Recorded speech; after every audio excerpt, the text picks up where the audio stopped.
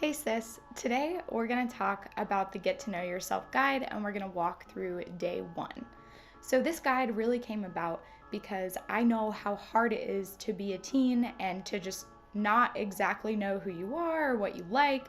And so, I wanted to really make this guide to help girls understand their identity, to help you be able to know what God says about you, and also just to be able to understand yourself better because I don't think I knew a lot of this until I really sat and thought about it, as well as, just kind of got older. Learned some new stuff last month, even. So let's go ahead and get started. This is a book that I recently read. It's called The Gift of Being Yourself by David G. Benner. And in this book, one of the quotes that he said that really stood out to me is this: genuine self-knowledge begins by looking at God and noticing how God is looking at us. How often do we think about how God is looking at us instead of how we're seeing ourselves or how our peers or the world or anybody else is seeing us?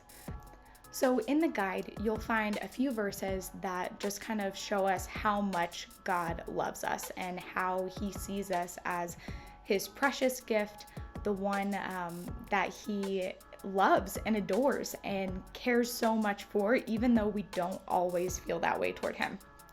So I'll read a couple of those now and you can read the rest in the guide. Jesus said, "Come to me, all you who are weary and burdened, and I will give you rest." Matthew 11:28. "As for me, I called God, and the Lord saves me. Evening, morning, and noon, I cry out in distress, and he hears my voice.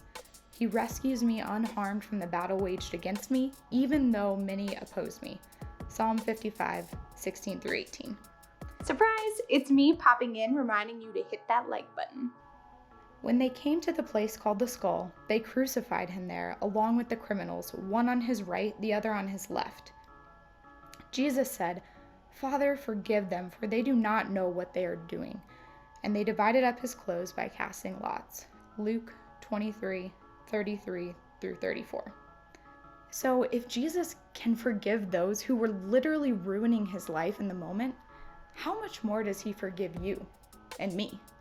How much more does he love us, and not even because of the things that we've done or haven't done, but because of who he is. He's done the work. He loves us and he sees us completely enveloped in his love. So I think it's really important for us to remember that as we start this journey of understanding ourselves. Jesus already loves you way more than you could imagine.